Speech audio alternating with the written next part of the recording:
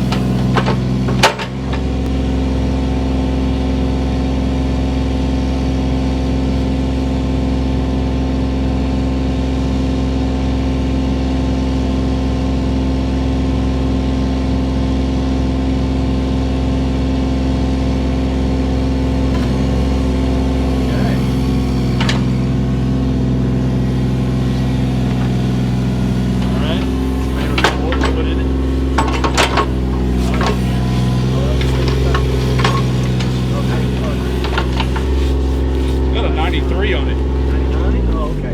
There's a number 93 on it. I don't know what that means.